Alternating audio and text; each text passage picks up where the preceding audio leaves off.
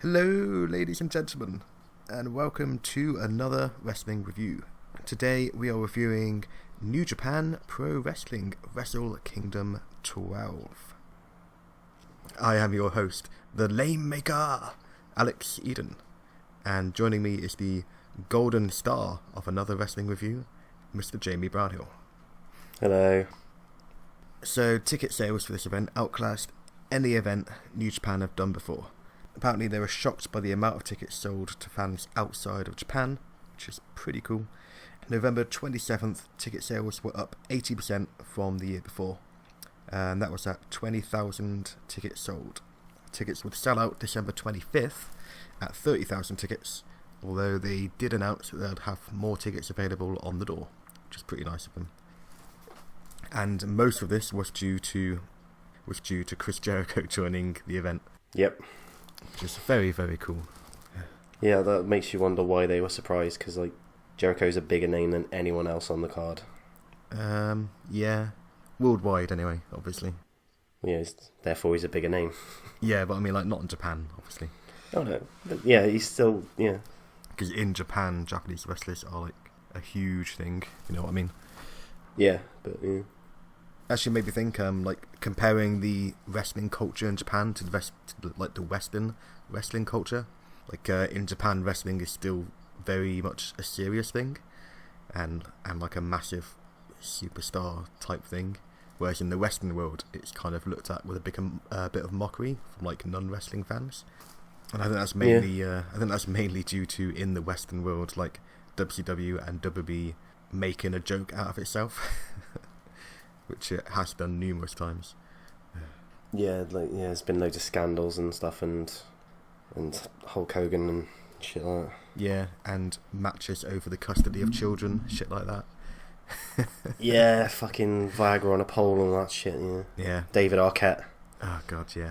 I think both WCW and WWE, because of their trying to be sports entertainment, they've made it very hard to believe in wrestling as a real thing, whereas Japan still go about it very seriously, so they have very die-hard fans, and being a wrestler over there, you're treated with respect and revered.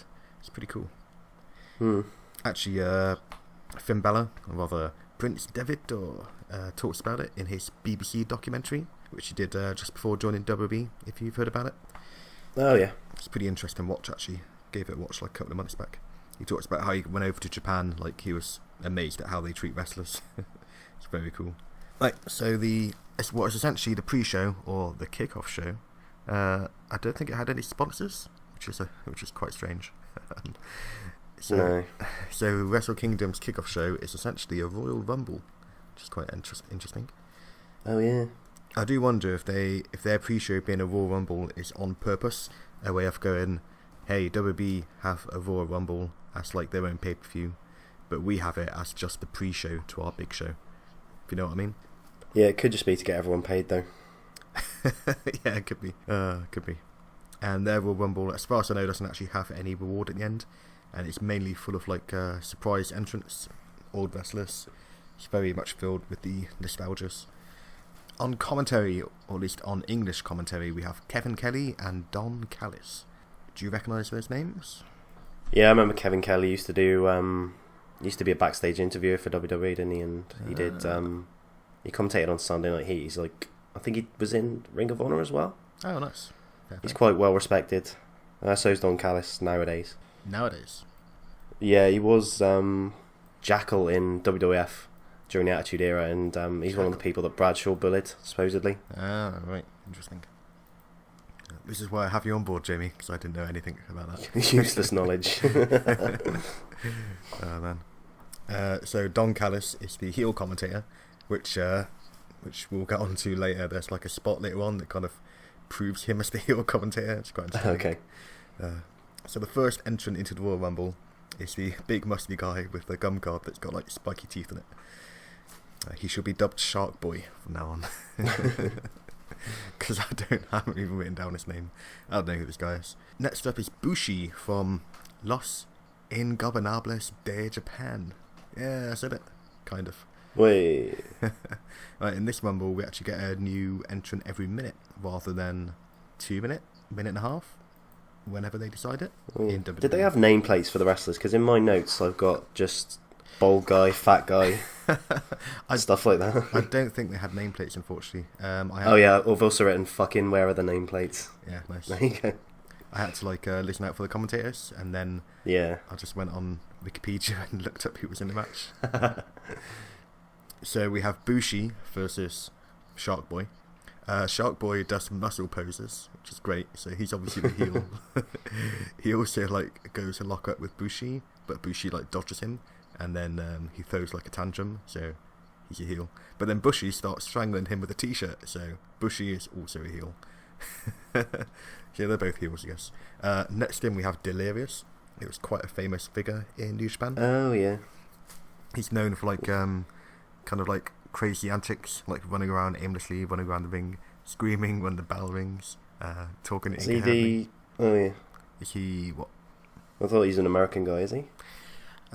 Well, he is the head booker for Ring of Honor Television.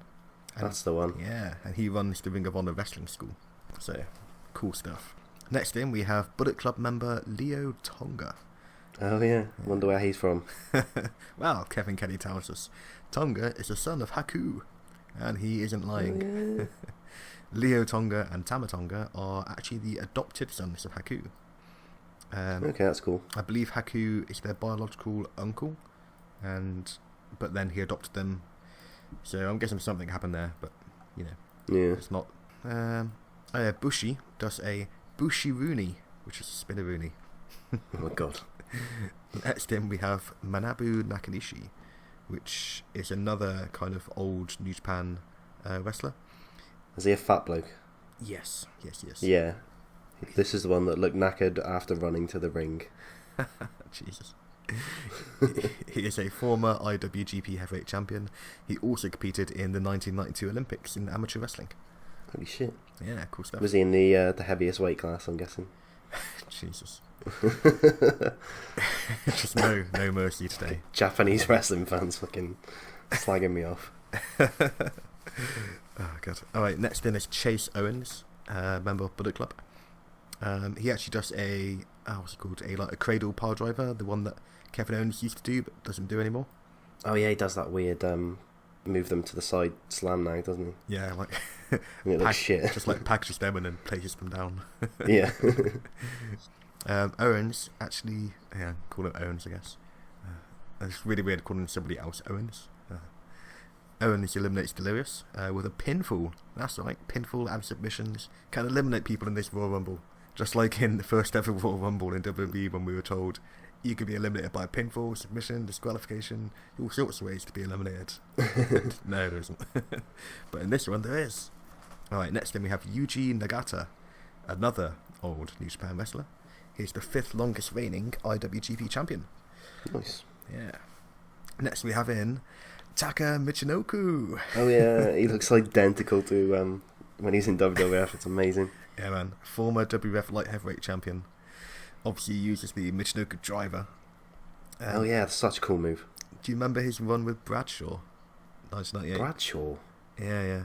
So I'm gonna try and find some clips of this and cut it into the video. There's a period in time where Bradshaw took him around America, and there'd be video clips of Taka doing really Americanized activities, having barbecues and shit, and becoming American. And then him and Bradshaw would feud with Kai and Tai because he'd betrayed Japan. Yeah. Didn't he end up joining Kai and Tai?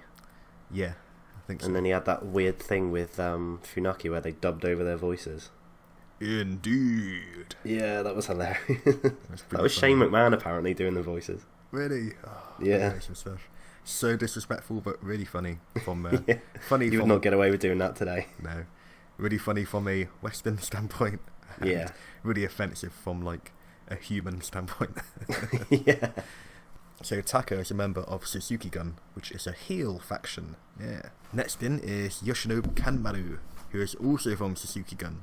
Next in is Desperado, also part of Suzuki Gun. It's almost as if it's booked. Almost.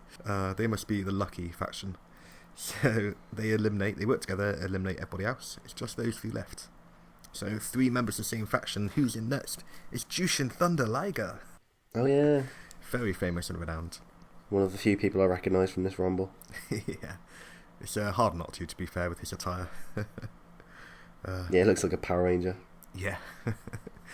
Stupid. Over the years, he's made appearances in WWE, WCW, Ring of Honor, and CMLL, which is the Mexican wrestling promotion. He's also used to be in MMA, so fair play. Holy shit. Fuck me. Yeah. And he's normally sitting at the commentator's table in New Japan events. I'm not sure if he actually is part of the Japanese commentary team or not, but he's always sits there. Yeah. Just gets like one of the best seats. Can't get rid of him. Fuck off, Jushin. And he gets the biggest ovation out of anybody so far. Like, this guy is obviously a hero to them. Yeah. Fair play. But he eventually gets beaten up by Suzuki Gun. But then Tiger Mask comes in. Oh yeah, another guy I recognise. Yeah, based on the Tiger Mask anime/manga. Good stuff. He also gets a good pop. Only in Japan. Yeah, only in Japan, yeah. And he helps Jushin against the 3-on-1 odds. So that's good. And then we get some eliminations, I think. Next in is a guy called Juicy Gino Cambino. I don't know who he is. He's big and fat. What? Yeah. He's Australian, he's big, and he's fat. And everyone gets eliminated apart from him. He's the only one there. Next up is Toa Hanare. That's all I've got to say about him. Next up is Yoshihashi. Yoshihashi gets a good pop. And he's a member of the Chaos faction, which is the good guy faction. I think New Japan needs more factions. Oh man. Mate, factions, that's where the money's at. Gotta get those factions. Fucking WB needs some more factions in the actual main roster anyway. Well, I'm not a fan of factions. I can be a fan of them. Bullet Club in WB, if done well, would be good. It wouldn't be done well ever. No. Well, as we know, it hasn't been done well. So how Vince handled the NWO. Oh god, that was awful. Yeah. In the NXT, factions are going pretty well. Yeah, Undisputed Era, pretty cool. Yeah. There you go. Triple H can book factions. It's like he's been in 2 really successful factions or something. I know, right? Anyway, David Finlay comes in. Yeah, son of Fit Finlay. Next in, we get another guy from the Bullet Club, Yujiro Takahashi, and his lovely valet, which is the lovely, lovely Japanese girl with the bunny girl hat. Oh, the bunny girl, yeah, damn. Yeah, damn. That's what I've got written here a few times. Damn. She's very hot. And I think he comes in, I think he eliminates whoever's left, and then he goes outside and dances with her. Oh man. Badass. Pretty freaking hilarious. Where am I? Right, so next in is Cheeseburger. Remember him? Yeah. So he works for Ring of Honor, mainly as a jobber, but the fans like him because, he's small and he's a jobber, and people like that. Yep. Is that the one that Bully Ray healed out on recently, WrestleMania weekend? Did he? What did he? Yeah, he just fucking chokeslammed the shit out of it. Oh yeah, I think it is. Yeah. Oh man. All right, next in we have Satoshi Kojima. He's a very famous New Japan guy. So he was the first wrestler to simultaneously hold the IWGP Heavyweight Championship with the Real Japan Triple Crown Championship. And he's also one of 3 wrestlers to have ever held both of those belts, as well as the NWA World Heavyweight title. Nice. Yeah, so former NWA Heavyweight Champion. So that's also very cool. Means jack shit today, though. Yeah. Who's the champion at the moment? Magnus. Really? Ooh. Yep. Yeah, is NWA an indie title now? Yeah, isn't it owned by Billy Corgan, the guy from the Smashing Pumpkins now? Oh yeah, it makes sense. Doesn't he own TNA, or does he not own TNA anymore? No, Dixie dicked him over or something. Oh god, so who owns TNA now? I don't even know. I've given up on following that saga. Yeah, that's fair. Is Austin Aries still in TNA? Yeah, he just unified the that stupid Grand Championship and the actual championship. Okay, cool. So I saw him recently advertised for like Ring of Honor. I was like, Yeah, he's still doing his TV? belt collector thing. Is that a thing that you're doing? What? Yeah, he's got so many titles, it's ridiculous. I mean, fair play, I guess. Yeah. If you can't make Fuck you, it, WWE. yeah, it's a shame. Like if he'd just stayed with WWE for a bit, he'd probably be like, I mean, no, it sucks, but he'd be cruiserweight champion now. He should be on the main roster rather than cruiserweight. Oh yeah, send him over to SmackDown for fuck's sake. It'd be great. Fucking money. Yeah, him, AJ Styles, freaking Samoa Joe. Yeah, just get the main event of TNA from 5 years ago. Yeah, but with Daniel Bryan added and Yeah. Shinsuke Nakamura. Jesus. I mean, he had this. I forgot that he had a match with Shinsuke Nakamura in NXT. I have to go back and watch that sometime. Cool. Yeah. All right, so the next person in the New Japan Rumble is Satoshi's old tag partner, also famous, Tenzan Hiroyoshi. He gets a huge pop, probably because their tag team is reunited. Apparently, their tag team is pretty legendary in New Japan.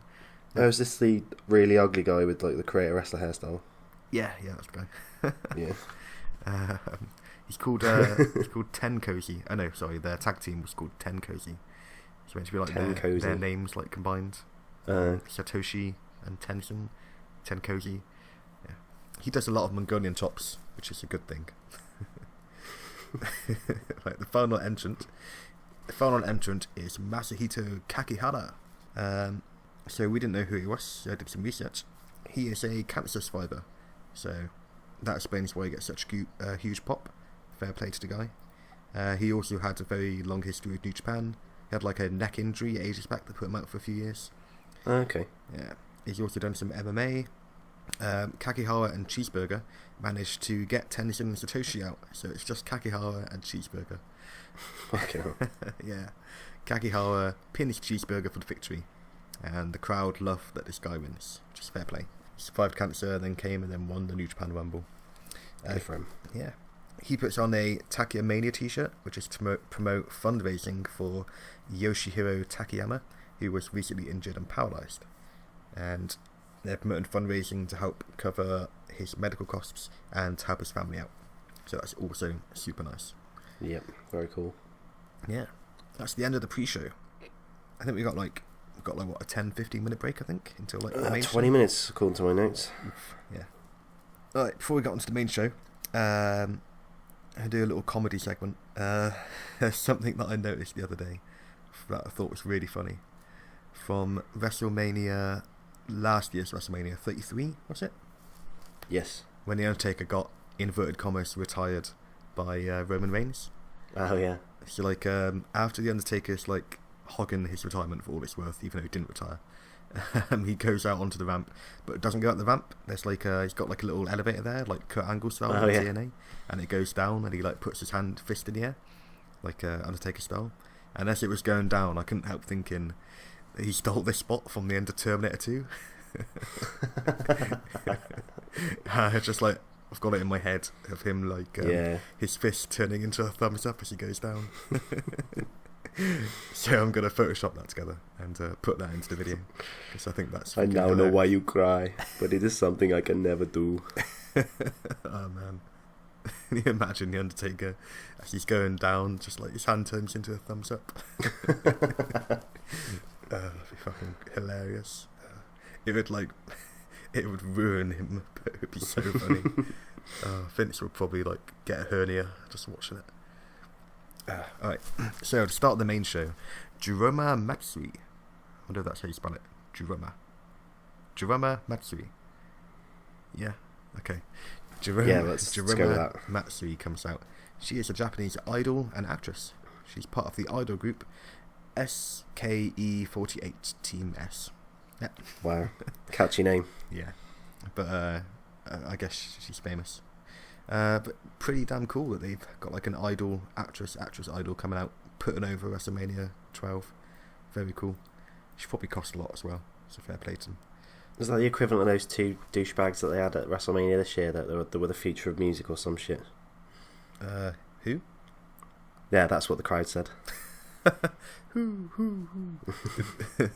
did they literally did. Did we have two musicians this year? Oh man. Yeah.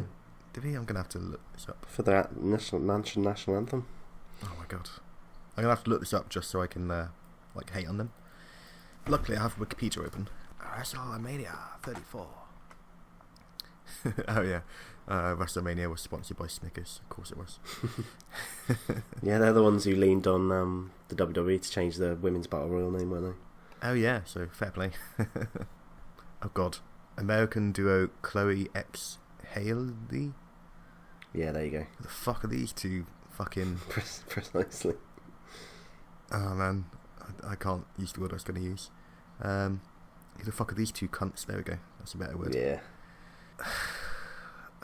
Okay, so they won the Radio Disney's Next Big Thing competition.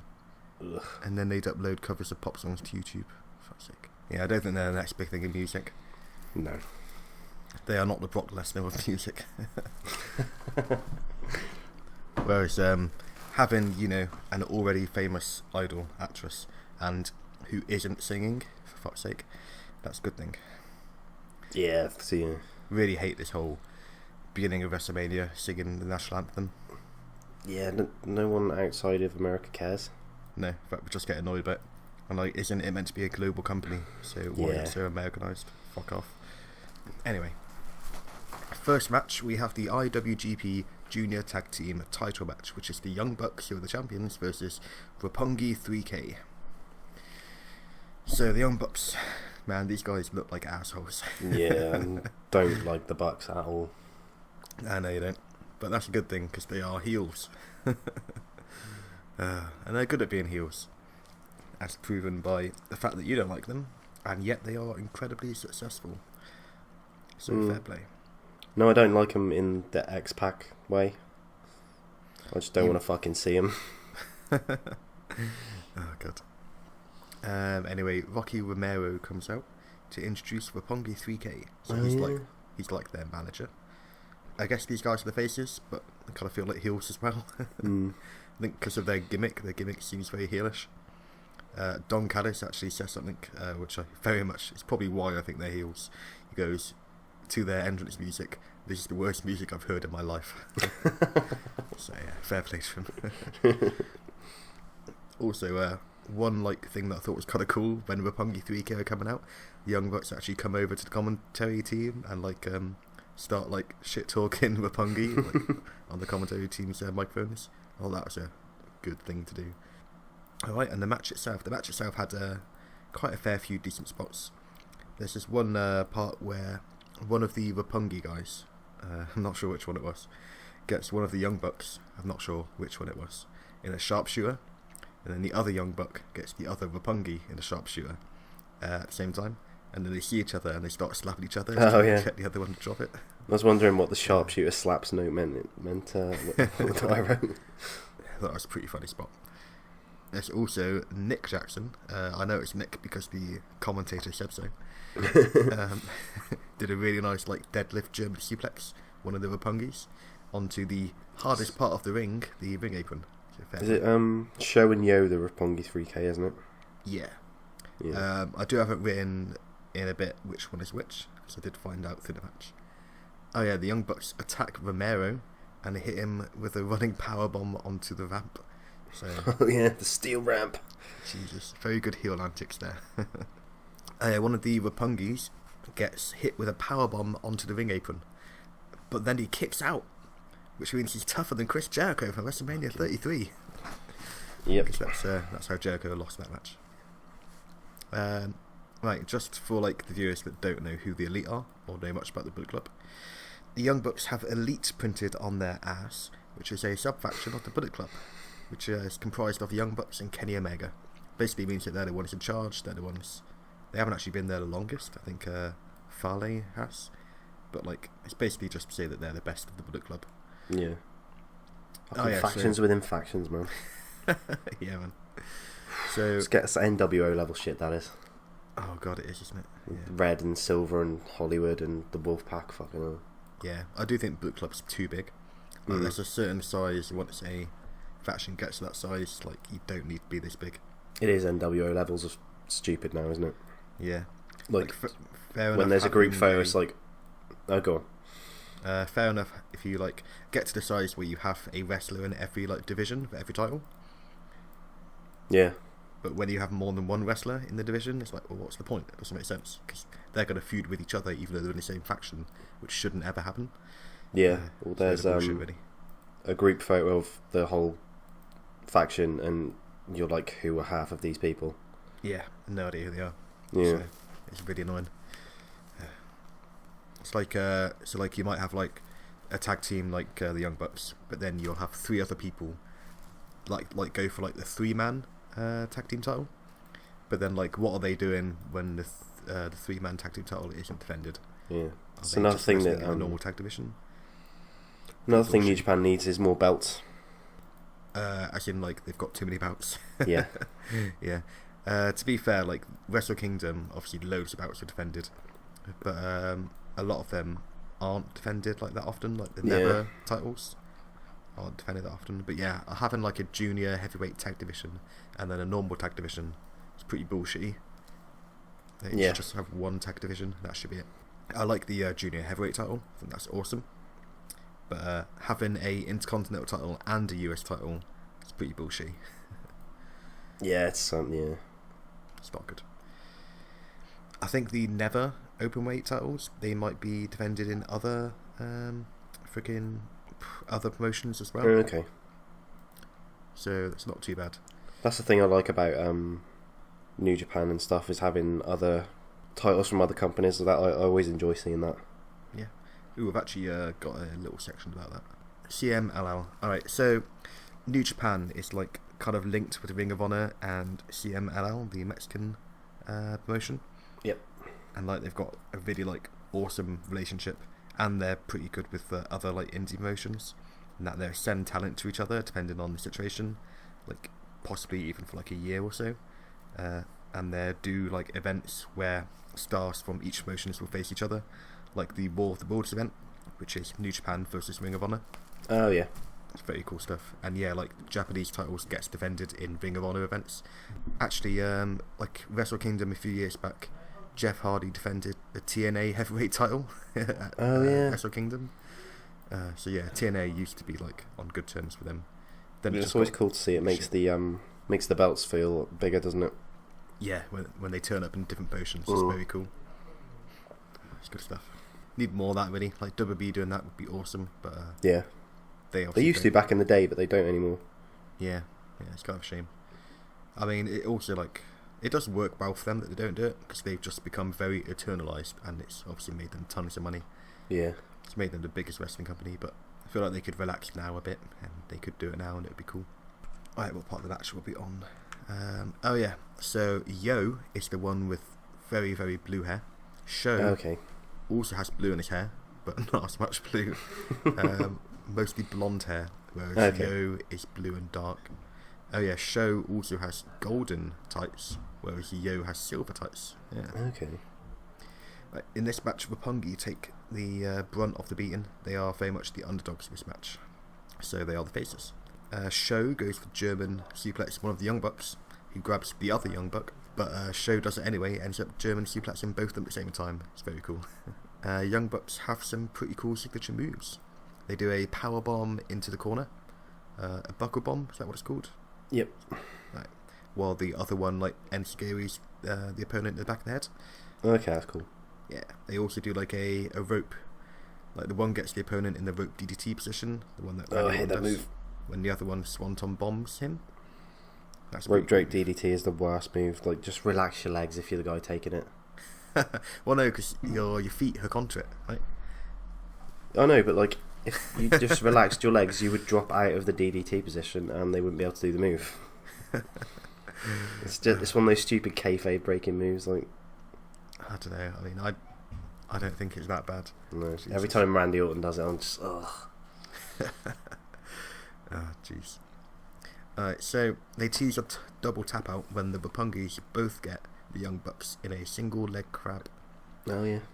Got me thinking, what's the double tap out spot famous before DIY and the Revival did it? I think I might have seen it once or twice. I can't remember seeing it. I think they must have like brought it back, because Kurt Angle, Ronda Rousey, Triple H just definitely did the same spot. Like Angle and Rousey had H and Steph in a submission at the same time. Yeah, seems like an indie thing that's been adopted into the big leagues. Yeah. But thank you to the Revival and DIY for bringing it back, I guess. It's a pretty cool spot. Although if it ends up being overused, it's going to be really annoying. So the Young Bucks hit their double pile driver signature. Oh, is it the Meltzer driver? Is that what it's called? Or is it I don't know what their fucking move's called. They got loads of stupidly named moves, haven't they? Jesus. One called the Indie Taker or something. It could be that one. Ah, that sounds about right. Anyway, they hit that, and then get showed to the pinning him, put him into the sharpshooter, and he taps out.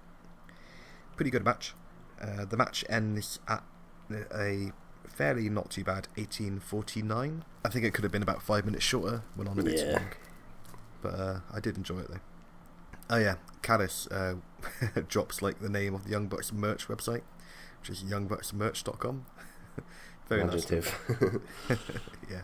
I suppose, well, you don't need a imaginative name, do you? You just want one that you want one that people can remember easily, so they can go there whenever they want and buy your stuff. Alright, the next match we have the Never Openweight 6-man tag team championship gauntlet match. What's the Never Openweight tag team titles then? What do you mean? What's openweight? Is that just? Oh, it just means that like there's no. I suppose it means one division for anybody, so like anybody can be in it. Because you know sometimes you have junior heavyweight and heavyweight. Yeah. Like you've got the junior heavyweight tag team titles and heavyweight tag team titles. You've got the junior heavyweight title and the heavyweight title. So openweight is like there's just the one title. It's not split into two divisions. Okay, this match starts off with Suzuki Gun, which is again the heel faction. We have Taichi, we have Takashi Isuki, and we have Zack Sabre Jr., who is a fantastic British wrestler who was actually in the Cruiserweight Classic. Oh yeah. And they are facing War Machine, who are now in NXT. Yeah. They look fucking badass, don't they? Yeah, their gimmick is heavy metal Vikings, basically. Yeah, super They're dressed cool. up as Vikings, and they come in with like the devil's horns salute, and they're like doing it to their music. It's very cool. And they're teaming with Michael Elgin, who is a guy. Ugh. You don't like him? No. Do you know him from anything? He's just generic indie guy. Right, like Roddy Strong before he like got a character in NXT and stuff.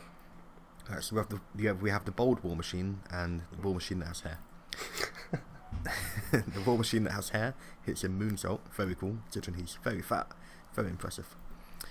Suzuki Gun established themselves as the heels in this match by using heelish antics like using a weapon and ganging up on people whenever they get the opportunity.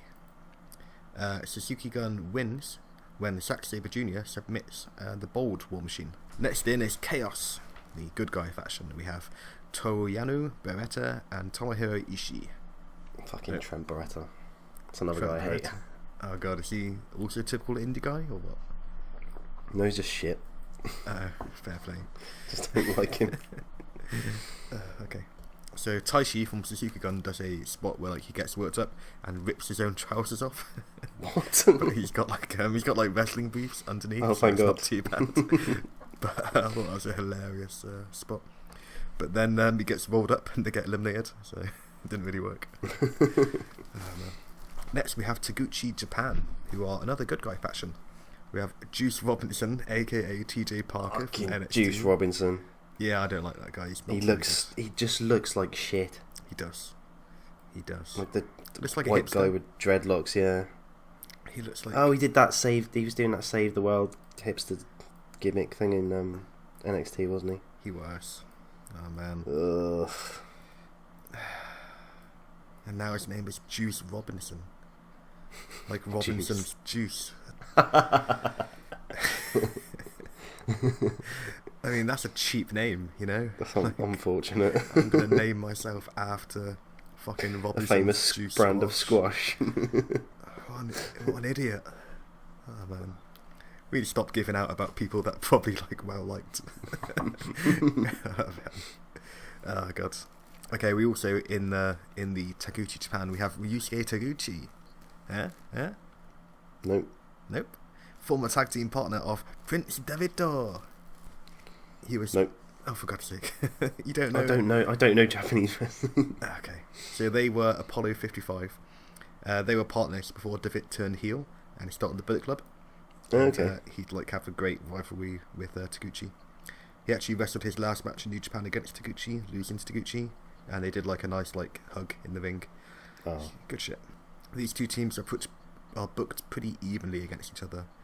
And nobody resorts to heel antics. They're both good guy teams. Chaos, Taguchi, Japan. Taguchi does like a Nakamura thing in the corner. He like goes to the corner and does Nakamura's like thing. The crowd really like it. I don't know why he does it though. Oh yeah. I don't understand why. But he goes for the Kinshasa or the Bolio. Is that what it was called in New Japan? The what? Bumaye. The Buaye. The Buaye. Boombaye. That's like Muhammad Ali thing, isn't it? Yeah. Is it like the town that he was Ali from? Boombaye, yeah. But he gets reversed into roll up and Taguchi Japan out. Yeah, so good. Yeah. Next in our Bullet Club, who are the champions. We have no loss in Gobernables in this match, which is a shame, but they're doing better things, so it's okay. So for the Bullet Club, we have Bad Luck Fale, we have Tamatonga, and Tanga Loa, not to be confused with Leo Tonga, who was in the Japan Rumble. Or the popular drink Tango. Exactly. Right. Kenny mentions that Fale is a former rugby player, which I can believe. He is a very big fella. Chaos end up winning, beating Bullet Club. Beretta gets the win with a Dude Buster. Yeah, I can tell why you don't like this guy. Which is a cradle back to belly pile driver, if you know that move. It's when like they've got the opponent behind them. Right. And I think Seth Rollins has done it recently. It's a pretty cool move. Okay. This match ends in 17:03, which is considering how many teams were in the match. It's good. They really like rushed through every team, which is good. It's the way to do it. Thank God. Yeah. I don't want like 10 minutes of each team. That would last forever. Especially when a lot of the teams are the less popular members of the factions. Yeah. With a couple of exceptions, but not many. Alright, the next match, the first kind of like important match, we have Cody versus Kota Ibushi. Do you know what I've written down here is the lack of bullshit in between matches is really good. Like there's none of the WrestleMania crap of having 10 minutes between matches. Yeah, thank fuck. No, Even like the segment at the beginning with the idol coming out, she just like did a little chat to like big up Wrestle Kingdom. Bish bash bosh, yeah. And then she went and sat on commentary and we started with the matches, so it was good. The only problem I see that New Japan have is that some of the matches are booked to be a bit too long. That's about it. Yeah. Alright, so Cody is rebranded himself on the indie circuit and upon joining New Japan and the Bullet Club as the American Nightmare, which is a pretty cool gimmick that combines himself being back to being Cody Rhodes rather than Stardust, but with parts of like his heelish demeanour that he'd kind of learned in his Stardust role. So he kind of acts like a bit like a psychopath. Yeah, it's a play on his dad's nickname, isn't it, as well? Yeah, American Dream, American Nightmare. It's good stuff. So he acts kind of like a psychopath. He's very heelish. He's also dyed his hair blonde. Which looks fucking stupid. Kevin Kelly says it's for an upcoming movie role, but I actually think it works pretty well in that it makes him look a bit more crazy having the blonde hair, and also obviously it's a nice tribute to Dusty Rhodes. I think he just looked at Goldust and thought, you know what looks really good? Bleaching your hair. Fair. He is facing Kota Ibushi, who is awesome. The Golden Star Kota Ibushi. Kota used to tag with Kenny Omega. They're called the Golden Lovers from 2009 to 2014. And this tag team would break up when Omega would go join the Bullet Club. So this is the moment that confirms Don Callis as the heel commentator. Cody takes off his wedding ring and like puts it in a box and gives it to Don Callis to look after during the match. Oh man. Also we have Brandy, who comes out with Cody. Oh yeah. She's very hot and very good at being like the heel wife. Good stuff. Most of this match is Ibushi showing off how athletic he is, and he's very athletic, and Cody showing off what a great heel he is, and he's pretty good at being a heel. So like Ibushi won a spot in the match. Ibushi jumps out to hit Cody, jumps out of the ring, to hit Cody, and gets Brandy as well. And then good guy checks on Brandy and picks her up, Hulk Hogan style, with Liz back from like WrestleMania. Oh yeah. Is it WrestleMania? No, it'd be like SummerSlam or Survivor Series. but Cody gets up and punches Kota, and then we see Brandy laughing. It was a ruse. The bad, evil heels. And it was a swerve, brother. It was a swerve. Husada Shian. And then Cody gets a chair and starts battering Ibushi in the neck with it, while Brandy distracts the referee. Good stuff. Oh, is this the handsome challenge match or something it's called? Yeah, not sure why. No. We'll just won't bother with that part. It's just I've written it down like 3 times. I was like, what the fuck is a handsome challenge? Oh no. Ibushi gets this lovely float over top rope moonsault to the outside. It looks badass. There's a wind up middle finger at one point. I don't know. Yeah, Cody winds up his middle finger. Oh, yeah. Good stuff. There's also Ibushi does a standing moonsault, which is the best standing moonsault in the business. Better than freaking Apollo Crews. Oh yeah. And whoever else does it. Doesn't no fucking that Indian guy does a better one. What Indian guy? Sanjay Dutt. Sanjay Dutt. Nah, prefer Ibushi's one. Nah, beautiful move. Right. I mean, you're wrong, but okay. Moving on. Fucker. So there's a brutal, sick-looking spot where Cody hits the crossroads off the apron. Oh yeah, onto the floor. That was fucking sick. Yeah, Ibushi lands on his head. Looks nasty as fuck. Oh god. But he didn't die. It's okay. Cody hits a springboard. I got written here Hurricane Rana, but it's not. It's a Frankensteiner. Hits a springboard Frankensteiner from the top rope, which doesn't look too bad, but it's not the best. We also get some Japanese strong style slaps to each other. They start slapping each other in the face. And then Kota wins the exchange and hits the last ride, but Cody kicks out of the last ride. Holy shit. Yeah. But eventually Ibushi would hit the Phoenix Splash, which looks great, which is a great move, and gets the pin. Yeah. This match ends in 15:08, which I kind of feel is a perfect time for it. Yeah, it was a very good match. Yeah, it let both sides show off exactly what they needed to. Cody showed out what a great heel he is, and Kota showed just how awesome he is as a wrestler. It's the first time I've seen Cody wrestle since he left WWE, and it's fucking night and day. Yeah, he's just so much better. How did they let go of someone who was capable of this? I don't know. Creative got nothing for you. We can't take all that stupid makeup off. Just get out of company. Yeah. I'm glad he stopped. I'm glad Cody stopped doing his moonsault that always looked really dangerous in WWE. Yeah. It was just almost a botch every time. Mm. There was a weird moment just before the end of the fight, before Cody hits the Phoenix Splash, I think, where they're having an altercation in the ring. Altercation? Yeah, Yep. I'm going to redo that. Where they're having an altercation in the ring, where Cody shouts at Kota, "Kenny doesn't love you like I love you."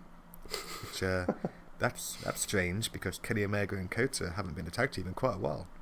So, suspicious, methinks. Maybe a sign of things to come. Alright, the next match, we have the IWGP Tag Team titles. Wait a minute, didn't we already have this match? No, that was the Junior Tag Team titles. Like you're saying, too many titles. Jesus Christ. We have Los Ingobernables, Evil, and Sanada versus the Killer Elite Squad from Suzuki Gun, which is a lot of old, some old TNA names here. Yeah, Davey Boy Smith Jr. and Lance Archer. Yeah.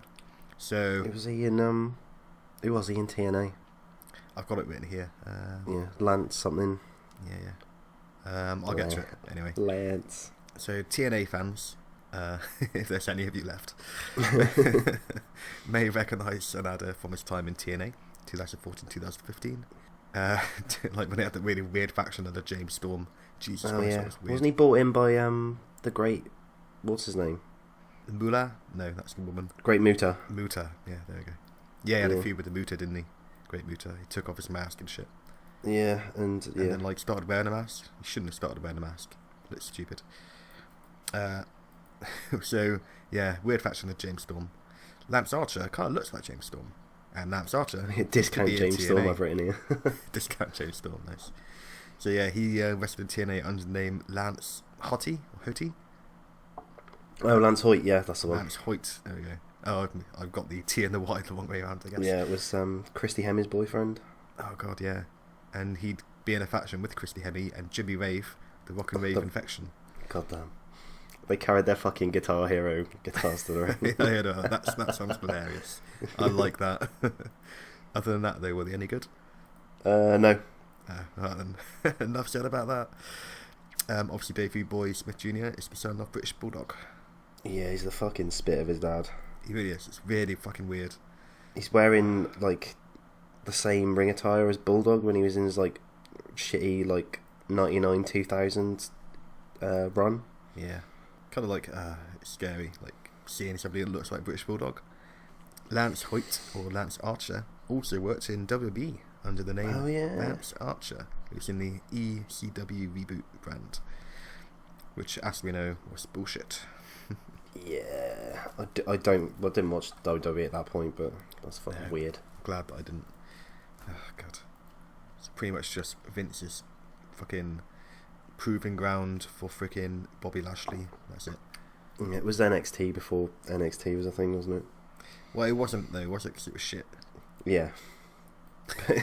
it was developmental thing that they put on TV, pretty much, wasn't it?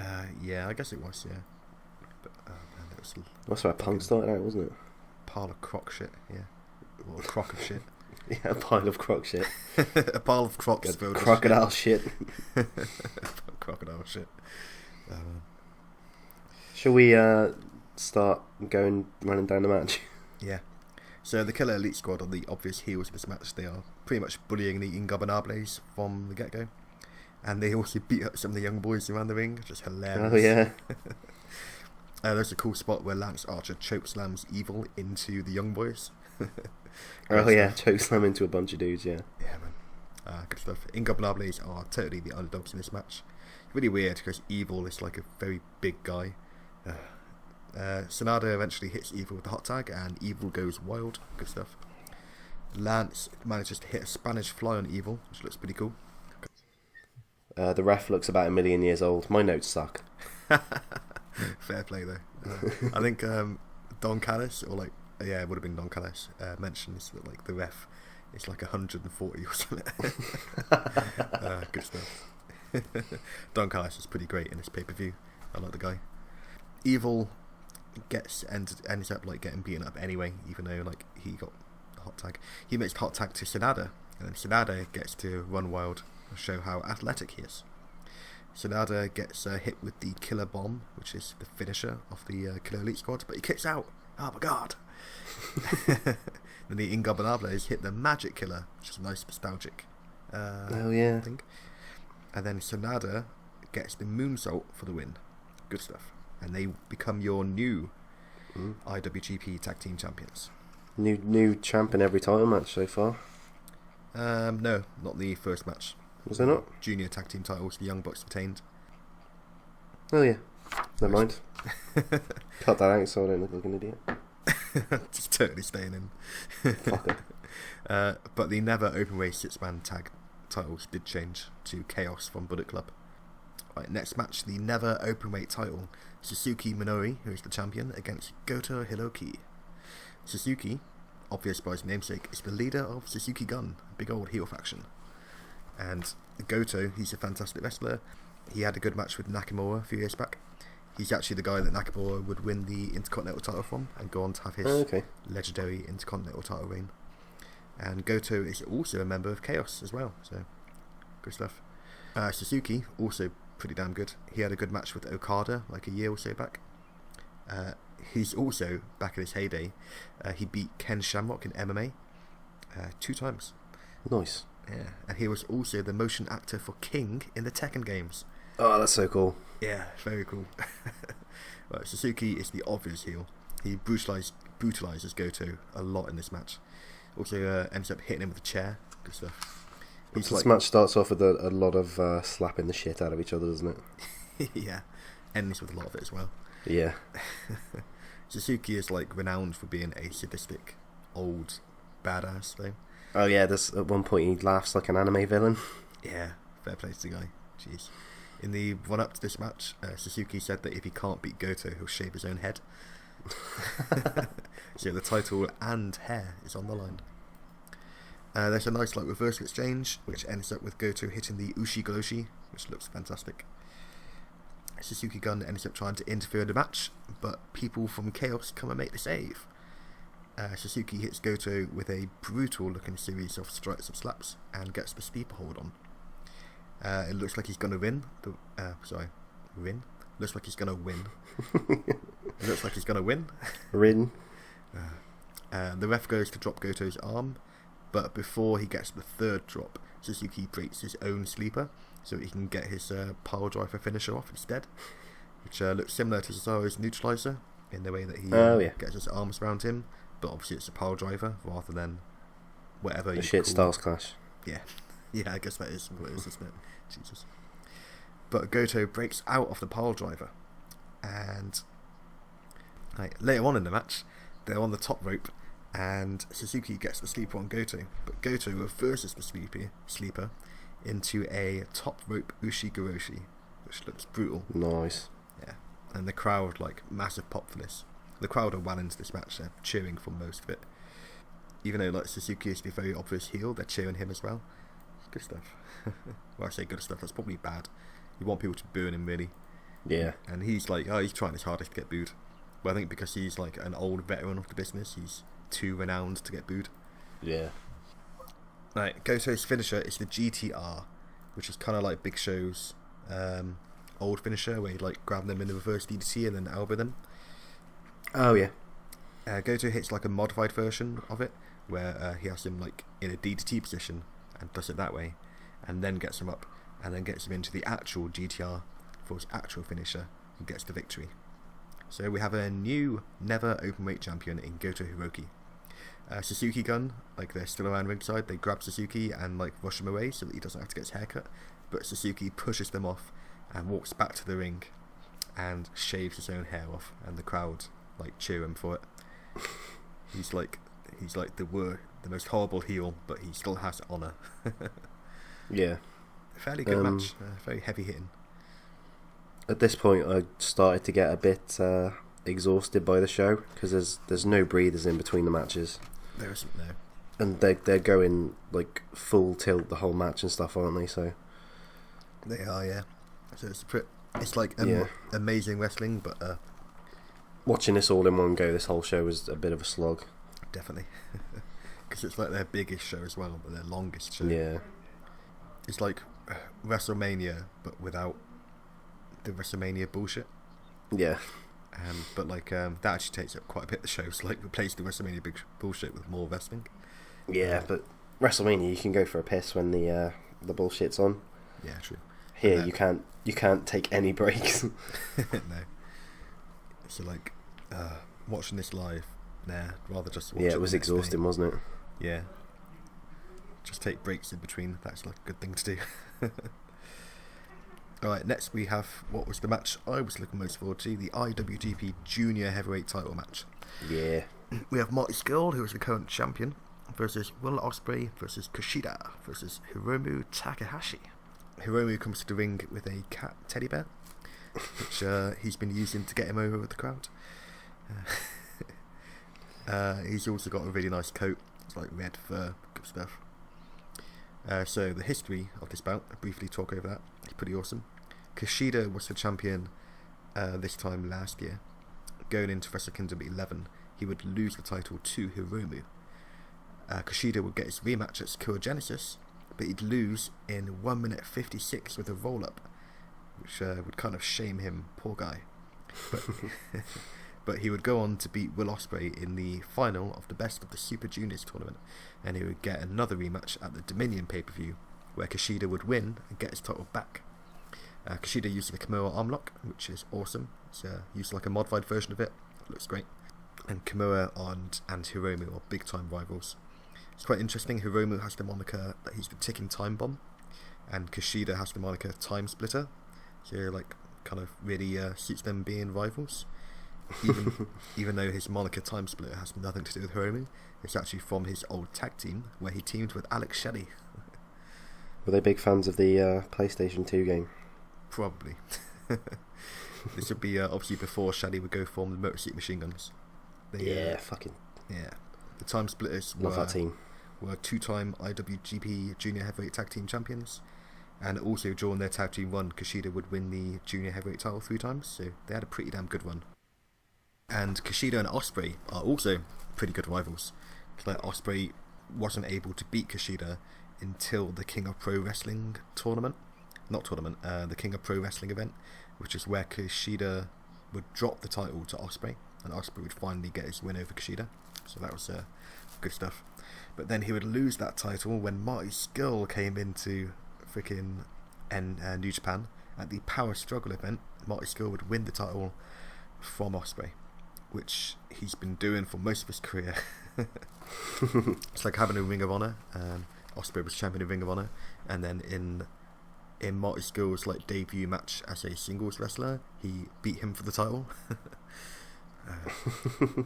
So TNA fans again might recognise Marty Scurll as Party Marty from TNA British Boot Camp. Oh yeah. Oh god, when he was he tanned back then? I think he was, wasn't he? Yeah, he's like had some a really obnoxious dude bro character, wasn't it? Like a Geordie Shore type character. Yeah. It's awful. I wonder if that's where his ooh-it comes from. Like could be, yeah. That stayed with him. He has a much better gimmick now as the villain. He's a member of the Bullet Club. He has such a great gimmick. He has an amazing entrance where he has like a WrestleMania style entrance, a Wrestle Kingdom entrance where he wears like with the Plague Doctor mask and the wings. Very cool wings and a top hat. Good Super stuff. cool. And he has a really cool theme as well. It's got the sounds similar to the tune I don't think it's classical, it might be classical tune that makes an appearance in 28 Days Later. Like the really dramatic music. It's like similar to that, but every now and again you get a ooh in it. Fucking hilarious. And the crowd love chanting that. That is where the Too Sweet ooh chants come from when he joined the Bullet Club, which have made their way all the way over to the WWE, even though he's not in the WWE. Sadly. I don't know, man. Oh, you mean sad that he's not in there? Not a fan of the Too Sweet bollocks. I am. I find it quite entertaining. And he comes in with an umbrella. When he opens the umbrella, it's got written on it, the villain IWGP Junior Heavyweight Champion Wrestle Kingdom 12. Very cool. Also a bit of random trivia. He used to have a theme by Bristolian band Portishead when he was on the indie circuit. So cool. Okay, Ospreay comes out. I think Ospreay probably came out before Marty. Ospreay's wearing a weird purple attire with purple hair. Not sure why. Oh yeah. Maybe Joker. I don't know. We couldn't work this out, could we? I even googled it and couldn't find anything about it. Yeah, it's just purple hair for the bands. Yeah. Alright, and into the cool spots of the match. We got a lovely springboard nothing from Ospreay that lands into Kushida's armbar. Great stuff. Ospreay does this step up backflip kick, which is pretty cool. And he steps on the opponent, does a backflip, and then hits him with the Anaskiri. It's a very cool athletic spot. Yeah. We also get a nice reversal from Scurll. So Ospreay goes for the Os cutter, which is a springboard cutter, but Scurll reverses it into the chicken wing, which I guess is his finisher. Yeah. And Scurll is very much the heel. He does some great heel antics in this match. He starts using Ospreay's own moves against him. Hits him with the cheeky Nando's kick. Fucking horrible name. For God's sake. Fuck's sake, Ospreay. But in poetic fashion, Ospreay will end up hitting him with the cheeky Nando's kick in return. So it's the Nando's kick. It's just the Helluva kick, isn't it? No, it's where he gets them in the corner and cradles them into the corner and then kicks their head into the turnbuckle. Oh yeah. It's a cool move. It's just a horrible name. Stupid name, yeah. Scurll actually hits Ospreay with the Os cutter as well. It's hilarious. But poetic justice would come later. Marty ends up Party Marty ends up taping Hiromu to the barricade outside the ring, which is hilarious. And he beats him a bit and snaps his fingers in the same way Pete Dunne does, which is good stuff. Oh yeah. We get an avalanche cross arm breaker from Kushida to Ospreay, which is awesome. It looks brutal. It's a cross arm breaker but from the top rope. It's great stuff. Nice. Yeah. Our next Scurll, in true villain fashion, goes into the ring and gets a bag full of what I can only guess is cocaine. and he throws it into Kushida's eyes, which, as we all know, is the best way to get high. Perhaps his intention was to blind Kushida, but Kushida manages to get a small package driver on him anyway, which hopefully Skull will now know he shouldn't have used cocaine, should have used flour or something. Hiromu hits the sunset bomb, which is like when the opponent is on the ring apron, he'll jump over them and do a sunset power bomb. Oh yeah, there was one of multiple of these. Yeah, he hit it on Ospreay and Skull.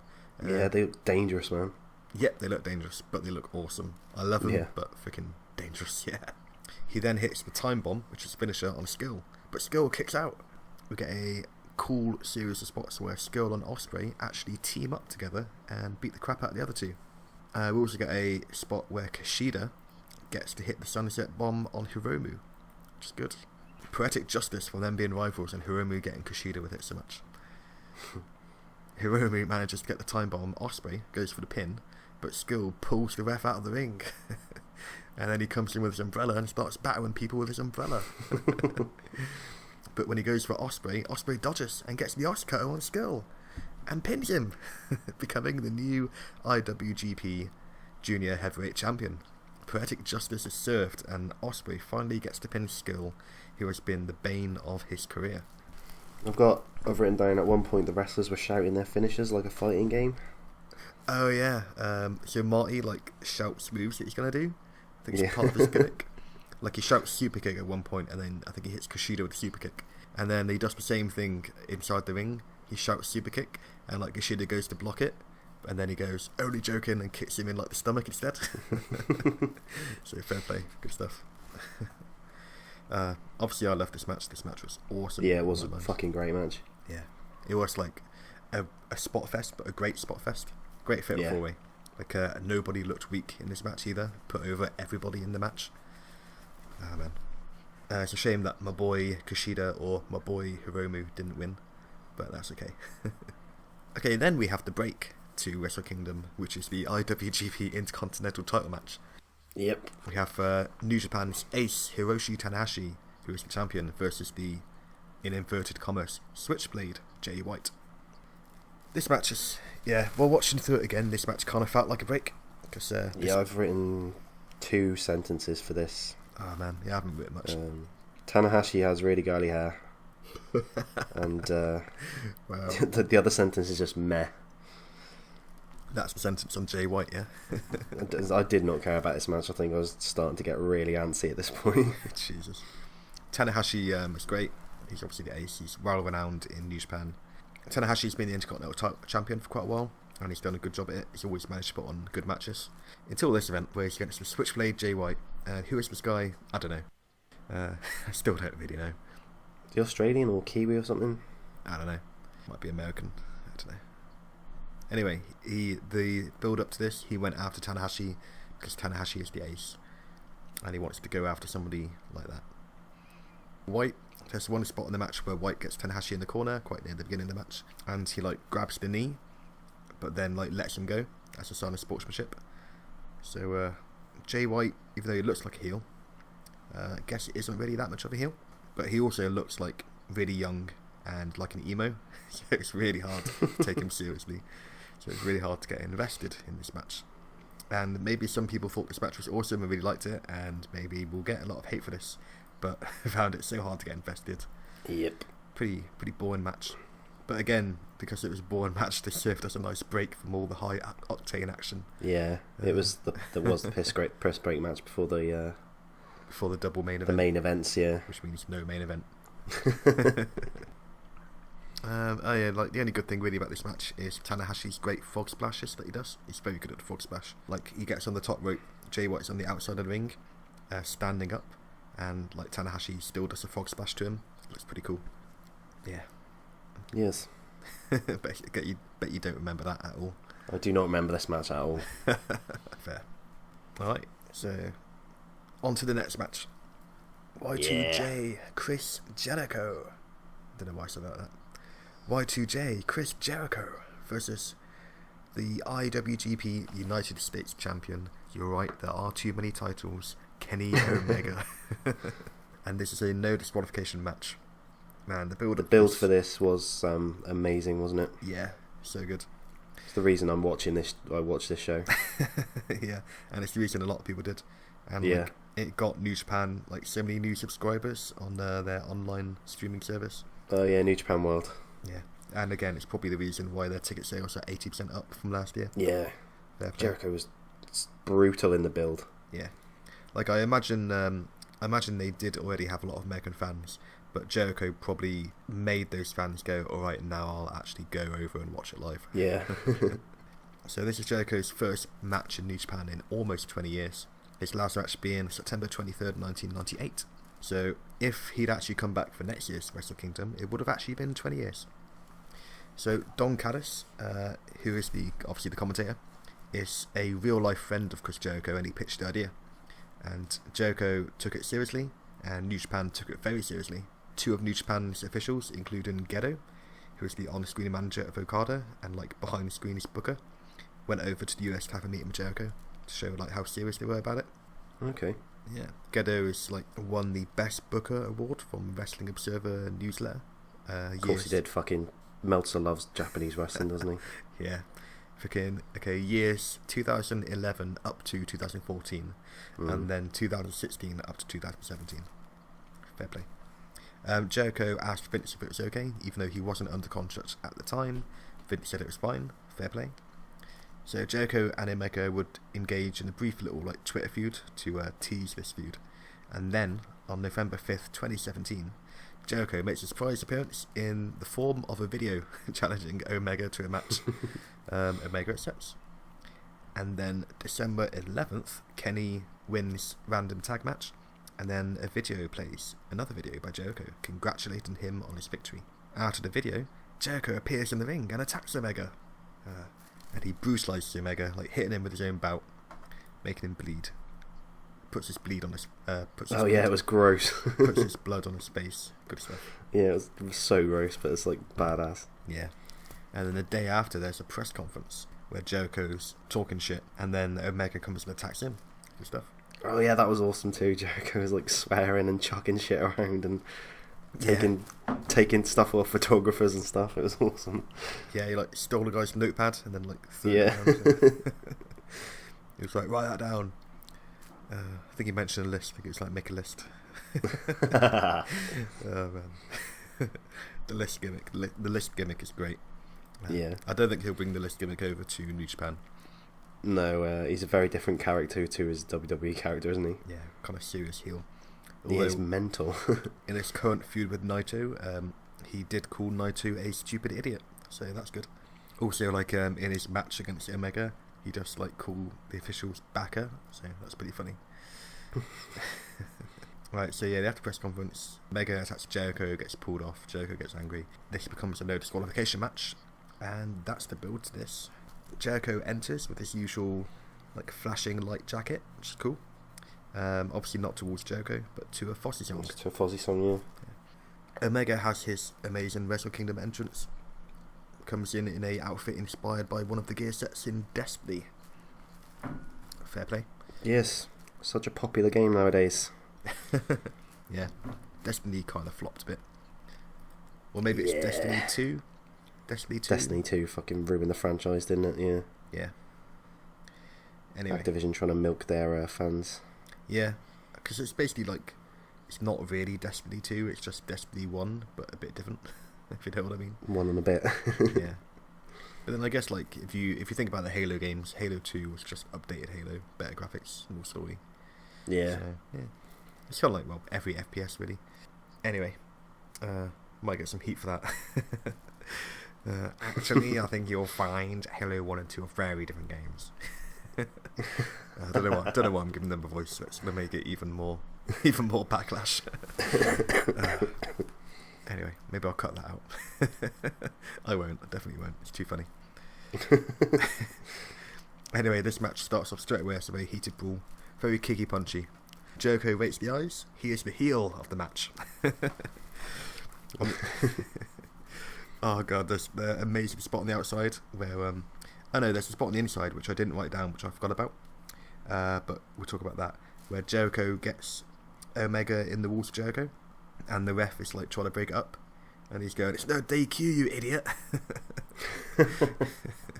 He's right. Yeah, the ref did seem not to know the rules during this match, didn't he? Yeah. But then, like, okay. There was count outs at one point, wasn't there? So I've got... Oh, but as we know from freaking AJ Styles, Shinsuke Nakamura, no disqualification. There are count outs in a no disqualification match. Yeah, apparently. Bullshit, man. I've actually got a little theory about this, which I was going to talk about in a bit, but I'll talk about it now. Because there's a bit later where Jericho has the rules on, and the ref like tries to break him up, and Jericho actually does let go. It's like, what? You shouldn't. The rules. The rules. So, okay, rope breaks. Rope breaks are still a thing, because you can have a rope break for a pin in a no DQ match. So, I'm thinking about it. If you do a submission and you grab the ropes, it is a rope break, technically a rope break, so the ref can try and break up the submission. But obviously you can refuse. You just can't get disqualified. Okay. So like there is still the rope break, which makes me think that maybe if somebody taps out after a rope break, it won't count because they've grabbed the ropes. So the submission doesn't count anymore. Just like a rope break and a pin does stop the pin, the referee stops counting. Yeah, it would have been nice to know this before or during the match. Yeah, but this is like every no disqualification match where they keep doing rope breaks for submissions. Yeah. It's like, it's no DQ, you idiot. But then, yeah, it'd be nice to get a confirmation on, like, if somebody has the submission on and they grab the ropes and it's no DQ, so you can't break them up. If they tap out, does it still count or not? Because technically a rope break did happen. But I imagine even New Japan and WWE don't know the answer to that. Alright, back up. Scroll back up my page of notes. Here we go. So they have a hilarious spot on the outside where Jericho's beating the crap out of Omega and the ref tries to stop him. So he slaps the ref. The ref falls to the ground. And then he attacks the ref's son. Oh yeah, that was awesome. And then he puts the son in the walls of Jericho and shouts at the ref, telling him to look at his son. So fucking funny. I love Chris Jericho. Yeah. Hilarious. So the ref is called Red Shoes. I think Red Shoes might only come out for the main events. He's like a renowned ref. Oh yeah. So Omega eventually makes a comeback. He gets Jericho on the ground, places a table on top of Jericho, climbs up the scaffolding, and hits Jericho with a double foot stomp, like on the table on top of Jericho. Okay. That's kind of cool. Apparently, Jericho said this in one of their podcasts, in one of his podcasts, in a podcast. They were originally going to do the spot that Will Ospreay did in his match, where Ospreay climbed up the scaffolding and did a moonsault into like the other three that were waiting below. Okay. But then Ospreay did that spot and they didn't know it was going to happen, so they were like, "Holy shit, we can't do that spot now, because then we'll just be copying them." So they changed it to just a double foot stomp on the table. So this match is mainly a stereotypical no DQ match, like a lot of chair hits, a lot of just kicky punchy around the ring. Yeah, it was a breath of fresh air compared to the rest of the card, wasn't it? Like, yeah, it wasn't very technical. Very different. Yeah, it wasn't even that high flying considering it was Omega just a match. brawl, wasn't it? Yeah. Yeah. I said here, like, it's not technically that impressive, but it's a pretty cool match. Omega's V trigger, freaking awesome. It sounds brutal every time he does it. His knee. Oh yeah. Yeah, good stuff. He hits Jericho with the Snapdragon suplex, very smoothly done, and looks horrible, like looks painful. But as Jericho gets to his feet, he picks up a chair, smacks Omega in the face. Looks awesome, and it looks horrible, if you know what I mean. It's great seeing like chair shots to other parts of the body than the back, isn't it? It is, yeah. Or like in the stomach, like your hand is like in front of the chair. Such bullshit in WWE sometimes. But then they're trying to be safe, and I can understand with the amount of injuries and mainstream attention they've gotten. Alright, so it's also a nice spot where Jericho's on the top rope and Omega like gets the V trigger on him from bloody standing. Good shit. And then Jericho falls through the table he'd set up earlier. The prophecy is complete. Yep. Unspoken rule of wrestling. Yep. You go through the table you set up. Yep. Good spot where Omega gets Jericho up for the one-winged angel, but Jericho reverses it and gets towards Jericho. And then he turns towards Jericho into the Lion Tamer. Yeah. Yeah. And Omega gets the ropes, and we do get a rope break, which is weird, because Jericho yelled at the ref earlier. for like trying to do a rope break. I don't get it. And then that leads to Omega actually hitting the one-winged angel, but Jericho grabs the rope to break up the pin. Right, Jericho hits a code breaker on Omega, but Omega kicks out. So Jericho puts the chair on Omega and goes for a lion assault. But when he jumps on the second rope, Omega throws the chair at Jericho's back, and then gets Jericho from the second rope up into the one-winged angel position and hits it onto the chair, and then gets the pin, which is freaking awesome. Good end. Awesome good match. End match. It ended in 34-36. It was a long match. Yeah. And it did feel kind of long. I felt like it could have gone 5 minutes, maybe 10 minutes earlier. It could have been like under 30 minutes and been just as good, if not better. But they did do like they took up a lot of time brawling and like moving around, but it added to the story of the match. So like they told an amazing story. It could have been a bit shorter, but it didn't ruin the match being this long, you know. Callis remarks how Omega is the best wrestler in the world, but he says tonight Jericho was a very close, razor thin number 2. Yeah, freaking hilarious. Oh, jeez. And that's the end of your first main event, or not the main event. And on to the main event: Tetsuya Naito versus Kazuchika Okada, who is the champion for the IWGP Heavyweight Championship. These two have a very storied rivalry, pretty awesome rivalry. In 2013, Naito won the G1 Climax, which is the tournament where whoever wins that gets a shot at the Heavyweight Championship at Wrestle Kingdom, kind of like TNA's Bound for Glory series, which is a very cool system, and WWE should really use it sometime.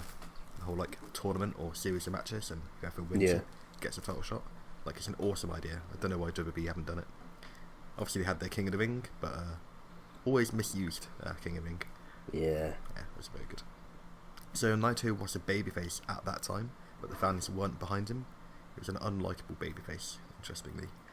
This led to New Japan actually asking their fans whether the heavyweight title match between Naito and Okada, or the Intercontinental title match between Tanahashi and Shinsuke Nakamura should main event Wrestle Kingdom. And the fans voted that Tanahashi and Nakamura should main event Wrestle Kingdom. That's crazy. So even though Okada main evented the year before against Tanahashi for the heavyweight title, this year, 2013, he wouldn't get to main event. He would go on second to last, and Nakamura and Tanahashi would main event it. So, and I don't blame them, really. It's a shame, like, because Naito was still an awesome wrestler, but just didn't really have a gimmick. The fans weren't into him, which is a shame. So Naito went on the losing effort. He'd lose to Okada. It kind of rocked his career quite badly. But in 2015, Naito went to Mexico to work for CMLL, which is, I'm going to try and pronounce this, Consejo Mundial de Lucha Libre. I hope that's how you pronounce it. Probably not, but... Probably not. Comment section, correct me. Obviously, CMLL, New Japan, Ring of Honor have their connection that we talked about earlier. Yeah. And apparently Naito got a lot of heat in Mexico, like, for being Japanese. They'd make very racist digs at him for, like, having narrow eyes. They tell him to open his eyes all the time. Yeah, freaking Mexican wrestling fans, eh? So he'd turn heel, and that's where he start doing the gimmick, the taunt, where like he like opens his eye with his fingers. Okay. Thing that he does. Yeah. So that came from that happening in Mexico, and he joined the heel faction Los Ingobernables de Japón, the ungovernable of Japan, and then he'd return to Japan and create that faction in Japan as his new like amazing heel character. The fans would love him and really get behind him. And Naito would actually defeat Okada in 2016 at Invasion Attack. Invasion Attack is what would become Sakura Genesis. Okay. So it's the event in between Wrestle Kingdom and Dominion. And he beat Okada for the title in 2016, and he'd get a very short run as champion. But during this run, he'd throw the belt around, really disrespectfully towards it, which is like great heel stuff. Do you imagine that happening in WWE? Like, Vince would shit himself and fire you if you did that. But it would be awesome. I'd love for a champion to do that in WWE. It would be such a great heel thing to do. Yeah. But yeah, his run would be short-lived. He would lose the title back to Okada at Dominion 2016. But for flash forward to 2017, after Wrestle Kingdom, after Dominion, we have the G1 Climax, which would lead into this Wrestle Kingdom. Naito would win that G1 Climax and earn the right to face Okada for the title. Kind of weird, the G1 Climax tournament, Okada was in the tournament, even though he was champion. Really, not sure why. Okay. Couldn't find an explanation for it either. I don't know what would have happened if Okada won the tournament. Obviously, he can't face himself, so not sure what's going on with that. But he would win the finals of the G1 Climax when he would beat Kenny Omega. And during the tournament, Kenny Omega actually beat Okada. So Okada is going into this match as the longest reigning IWGP Heavyweight Champion. And this is his 4th consecutive Wrestle Kingdom main event, with 5 main events overall. It's fucking crazy. Yeah, because of the Naito one not being the main event. But the one before was, so geez. Apparently, during the build-up to Wrestle Kingdom, Naito spoke out about the whole idea of having a double main event. He said it was stupid, said it was their idea of imitating WWE, and that New Japan won't be able to become like the #1 wrestling brand while they're imitating WWE. I agree with him. It's a stupid idea. There is only one main event. Even if you build something as having 2 main events, there isn't. The last match is the main event. Yeah, I mean, what do you think the definition of the word main is? You can't have 2 mains. If you have 2 mains, there isn't a main. Can I just I've written down, I don't get Okada. What do you mean? He doesn't seem like he has a character. I don't know if, yeah, he kind of doesn't. Like, compared to Naito, who's like full of charisma, Okada just seems super bland. Yeah. But that could just be probably me, because this was my introduction to a big Japanese wrestling event. No, I'd say you're right. He used to be in TNA for a while, Okada. Oh shit! Before. Oh yeah, of course, yeah. Very short amount of time. So he got sent to TNA. He got sent away from New Japan because he was criticised for having no character and having no charisma, and he got sent around the world to try and for him to try and build a character. Okay. And then he'd come back with the Rainmaker gimmick. I think his gimmick is that he's a really good wrestler and that he makes them loads of money, and that's his gimmick. Okay. Yeah, he doesn't really have a gimmick other than being a really good wrestler. Okay. And I'm kind of okay with that. It's strange, but then some wrestlers don't really have a gimmick, do they? Yeah. I suppose like CM Punk's best in the world gimmick wasn't like a gimmick. His gimmick was that he's the best when he's speaking out. Well, I suppose he had the anti-authority gimmick. Bret Hart, when said he was the best, his gimmick was simply being the best, right? Yeah. It's worked so far, fair play. It also it does the whole John Cena effect. If you don't have a gimmick, it lets the spotlight shine on your opponent. So because Okada is an amazing wrestler but has no gimmick, this match makes Naito look great. Yeah, that's a good point, actually. It's John Cena matches tend to make John Cena's opponent look great. Yeah. John Cena doesn't really have a gimmick anymore. No, when he became WWE kind of stooge. No, he doesn't, does he? He dropped the rapper thing, didn't he? So he's just John Cena. Yeah, so it's the same kind of effect. It's it can work, and he's become the gimmick. Well, he's lost the gimmick, and then his gimmick is WWE, I guess. Yeah. When you look at his gimmick, his rapper gimmick, when he first won the WWE title, and then you flash forward a year later, and he's been completely repackaged as the John Cena we know today, and then hasn't changed for more than 10 years, 12 years, yeah, 14 years. But at least over the past 7 years, 6 years, he's become a better wrestler. So he's a far better wrestler. Yeah, his ability on the mic is currently unparalleled in WWE, I'd say. Maybe Kevin Owens can give him one for his money. Yeah, Owens is super quick, isn't he? Yeah, him and Owens are the best talkers. Obviously, CM Punk could run circles around him on the mic back in the day, but we don't have Punk anymore. No. So Naito gets such an amazing ovation when he comes out, and he looks awesome. He's wearing this mask, which is because of the faction Ingobernables de Japan. He's also wearing a cape, which is awesome. Yeah, he's super cool. Yeah, cape kind of makes me think of Marth from Fire Emblem. Yeah. Just that's what it calls to mind. He looks cool, and I love his gimmick. How he comes to the ring wearing a suit and then undresses in the ring, and he's got his ring gear underneath. It's a freaking hilarious gimmick. Yeah. And he's got his it's hilarious and kind of classy as well. Oh yeah, it's like a proper suit. It's not even the old stripper suit like Cesaro wears. No, he actually like undoes it button by Yeah. button. Unzips his trousers. It's pretty takes them classy. off, and then Okada has into his entrance, which is also very, very cool. Like, I love his music, very good. And you get the money, the fake money raining down from the sky. Yeah. Because he's the rainmaker, and he's wearing this awesome like golden coat and shit. I was thinking when I saw this, if that kind of thing happened in WWE, if somebody's entrance in WWE was like money coming from the sky, when the fans realised it was fake money, would they start booing him? I think JBL actually did that once at WrestleMania, didn't he? Was it fake money? Yeah, it had JBL's face on it, obviously. That's a good heel way to do it. Go and wipe your ass with it. Yes, I would do that. Yeah, the crowd are red hot for this match. It's great.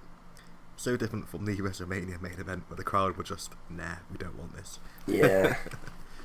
But yeah, difference between the main event in this and the main event for WrestleMania is obviously both of these guys are super over, whereas Brock and Roman, I think because of WWE trying to put Brock as the heel, people didn't like Brock so much, and people still that don't like genuinely Roman, worked, so. But people still didn't like Roman, so it just because he made just them fucking moans. hate both of them. Yeah. So they did they got Brock over as the heel, but it just made people hate both of them. So we didn't want the match anyway. Yeah. And it makes your universal title look shit when the crowd don't care about it. Yeah. No sign of beach balls in this for this match, was there? No. I was actually thinking the way like New Japan book Okada as the champion is very good. Like, he wins the championship, and they put him against like all their like old great stars that were used to be champion. Okay. Still going, like Minoru Suzuki, and he has like an amazing match and wins. And then he'll have matches against like their current title contenders, like Kenny Omega, like Naito, and like he'll win all of them to like solidify himself as the best. And like I was thinking, if WWE like did that properly with Roman, then like I think the crowd would accept him. Like, if Roman had just beaten Brock for the title, probably still would have gotten cheer because be like, finally the match is over. Yeah. But then like book him in a feud against I don't know, either Seth Rollins or Finn Balor, something like that. Yeah. Just because even though the fans get behind Seth and Finn, still get a great match, and then obviously Roman will still win, so he does get put over them. But fans will get used to Roman having good matches. They start to like him a bit more. Yeah. And then like come SummerSlam, have John Cena come back, have him face Cena, so you got that big old name for him to face, to put him over. And then like maybe between then and the Survivor Series, have him have like face Braun, maybe face Braun like twice, because you may as well, because it's Braun Strowman. Yeah. So like give him a bit of special treatment, so fans like, at least Braun is getting a special treatment. But obviously he'd beat Braun, and then Survivor Series he'd then have the rematch against Brock, and then beat Brock again to be like, yeah, I am the best. Like, just needs proper booking, and if he won the title and been booked properly, fans would eventually accept him, I reckon. Because he's getting booed worse than Cena got booed back when people hated Cena. Yeah. And it's because WWE are like, they're like, we're gonna put him as the top guy whether you like it or not, and then they're being like, oh no, actually no, we've got to call it quits and we're not gonna push him. And then like, oh, but maybe we'll push him again. So it's like, are you gonna push him or not? Freaking like, do one or the other. Either push him or push somebody else. Yeah. But freaking, like, he should have won the WrestleMania main event, and then we would have had like freaking the Universal title would have actually been defended at Backlash. Yeah, just Vince needs to just get it out of his system. Have Roman win, see if it works. If it doesn't, then fuck him off. Yeah. Have him win, put him over everybody else for the next year. If it doesn't work, then we can handle a year, Because him not winning, it's just there's the threat of him fucking main event in WrestleMania again next year, isn't there? Yeah, exactly. Alright, so yeah, the crowd are red hot for this match. So the WrestleMania main event, yep, blah blah. Oh yeah, WrestleMania, Wrestle Kingdom isn't as long as WrestleMania either, so that helped. Still very long. Yeah, I think it was only like an hour shorter. Yeah. Jeez. I was starting to get real antsy, like, yeah, I know, man. in this match. Jeez. But the crowd, you couldn't tell that from the crowd. The crowd No. went mental. Like, the crowd went mental when the bell rung, just even right at the start of the match. the ring bell got a fucking pop. Yeah. It was great. They actually do like a lot of very well done time wasting in this match. Naito's awesome heel gimmick is perfect for wasting a bit of time, because like at the beginning of the match, Naito does this classic like refuses to grapple. Like he'll like pretend to go in for the grapple, but then he'll back away, and then like pretend to go in the grapple, but then turn off to the side. So like to like piss off his opponent. It's great. But Naito would clarify himself as the heel when he would get Okada against the ropes. He'd like pretend to hit him, but then he'd pat him on the chest, but then attack him anyway. It's like, this guy's definitely the heel, but the fans still love him, so that's fine. There is a weird spot. Naito gets out of the ring and like refuses to come back in the ring for a while. And when he tries to get in the ring, Okada attacks him. Like he gets in the ring and Okada starts kicking him. Okada actually gets some boos for that. It's like kind of heelish, really. It's kind of strange. So maybe not a simple as face heel in this match, because you have like the heel that everybody loves, then you have the face that is being a little bit heelish. So Yeah. we do get Okada's lovely drop kick when Naito is on the top rope, and Okada does this drop kick to Naito on the top rope. Just gets such great air from it. Such a great drop kick. We have a spot where Okada gets Naito in the Cobra Clutch, which Okada added to his repertoire as a reversal for Naito's Destino finisher. So it's like his temporary submission finisher. Okay. Naito tries to get out of it, but Okada keeps one-upping him, like keeps him in it. Like he'll try and roll out of it, but Okada rolls with him and keeps it on. But he does get out of it eventually. And for most of the match, Naito concentrates on Okada's neck, doing loads of neck breakers and stuff like that. And I believe it's because the Destino is meant to be a move that targets the neck. So he's weakening his neck so he can hit him with the finisher. Psychology. Yeah, exactly. Ring psychology. Like, Naito's ring psychology is fucking brilliant. Like almost his entire repertoire of moves seem to be around neck moves. Yeah. And yet he's limited himself to just that. That's and great. He's That is fantastic at it as well. Like you know, WWE matches where say Charlotte doesn't perform any leg-based moves for the match, then just slaps on the figure 8 and wins. Yeah. Becky's the worst, but it's like doesn't do any arm moves. Oh yeah. And then boom, disarmer. Yeah. Tap out. Yeah. I forgot to say, you got to weaken the joint, you know. But I think WWE maybe do that on purpose, because it tends to happen. People tend to concentrate on limbs if they're a heel. So I think like when Charlotte's a heel, she'll concentrate on the leg. Yeah. I think then if Becky use a different heel, finisher if you're a face then. Yeah, makes sense. Alright, we get a lovely spot where Naito gets Okada onto the top rope in the kind of like back suplex position, and then he's on the second rope. That's it, Brett's rope, the second rope. And he hits him with a reverse Frankensteiner. Looks brutal, like because again Naito's aiming for the neck, and Okada lands on his neck. Looks good. You can't tell like Okada could have flipped over if he wanted to like keep it safe, but he purposefully like tries to land around his neck area to make it look more brutal. So fair play to Okada. I do think Okada might be like his body might very much be indestructible with the amount of like crazy bumps he takes, but doesn't seem to get injured. He hits that, and then he goes for a Phoenix Splash, but he misses.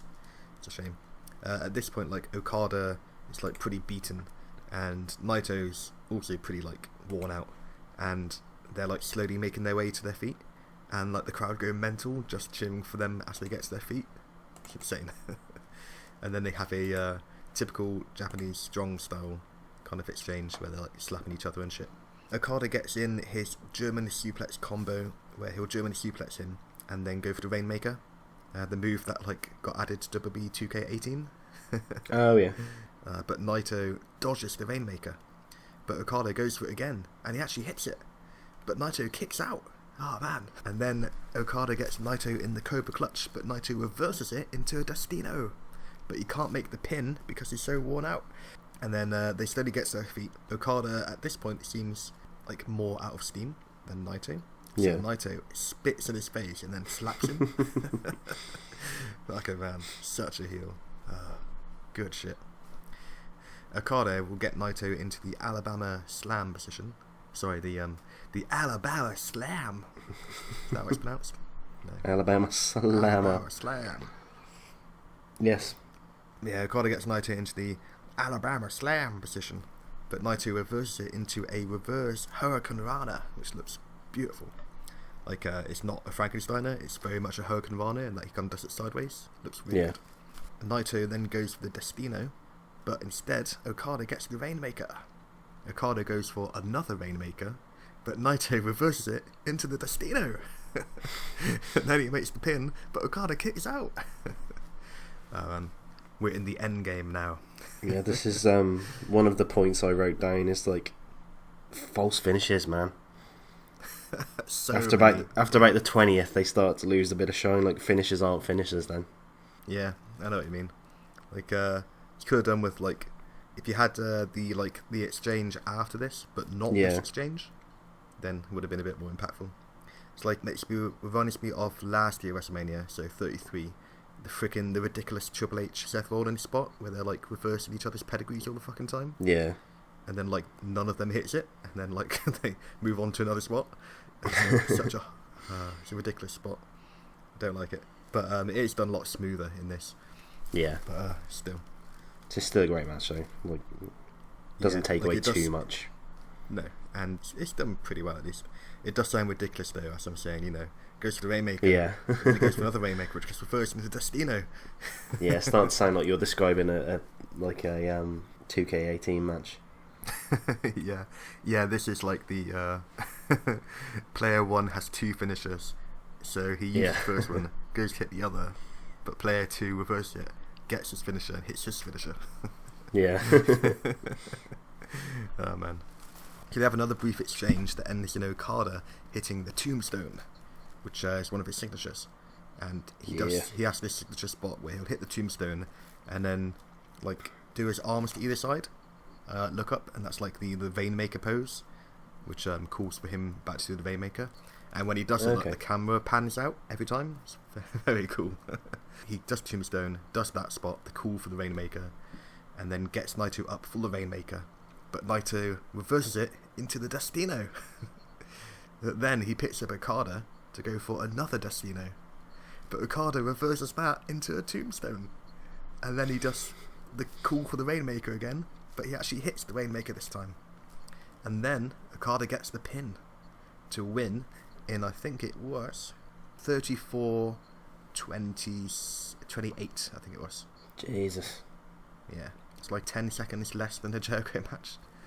But unlike the Jericho match, this match didn't feel long to me. It felt like, it's pretty gripping, pretty awesome. Yeah. I didn't I actually felt the Jericho match went on too long, but I didn't feel this match went on too long. But this match went pretty well. I think that was because of some of the time wasting in this match was done really well. Like Naito being outside the ring and just wasting time in a heelish way actually added to the match. Yeah, Okada gets the pin. Your winner of Wrestle Kingdom and New Japan in general is Kazuchika Okada. He wins New Japan. He did. He is the Japanese John Cena, except a much, much better athlete. And doesn't talk much on the mic. But he has Gedo, wins the manager. all of the wrestling. He wins all of the wrestling ever. Yeah. Anyway, Gedo gets in the ring to essentially do Okada's victory speech for him and be a great manager. We see Naito leaving the arena, kind of falling over with how worn out he is, and Gedo calls Naito, says that he put on an amazing performance, so fair play, and the crowd cheer for Naito as he leaves. And then Gedo goes on to put over Okada, great manager, and then Okada does a little speech. But, well, it's all in Japanese anyway, so I don't actually know what they say. So that's a shame. But yeah, Okada wins the main event. Good stuff. Great match. Great event, but as you've said, as we both said, don't watch it all in one sitting. Take a break. Yeah, definitely. You'll marvel at how amazing the matches are, but because it's one amazing match after another, it gets a bit tiresome. You want to have a break. Yeah, and, So, I want to talk a little bit of background on the Chaos faction that Okada is the leader of. Okay. So, Shinsuke Nakamura used to be the leader of Chaos faction. He actually started up the faction with the intention of making Strong Style popular again, which is how he gained the moniker King of Strong Style. Okay. Obviously, leader of Chaos, the faction who's bringing back Strong Style, so King of Strong Style makes sense. And he'd actually, when he started doing it, he would actually win the IWGP Heavyweight Championship. He's held it quite a few times. Fair play to him. He held it quite a few times before this, he's had quite a few runs in New Japan, like at the top of their card. Okay. But he would eventually lose that title. He would, however, become Intercontinental Champion, winning it from Hiroki Goto. And he's probably most well known worldwide for his Intercontinental Championship reign, because like during that reign is really when New Japan started gaining worldwide attention, and when like American wrestling fans started watching it. And he was the Intercontinental Champion at the time, and he was a fantastic Intercontinental Champion.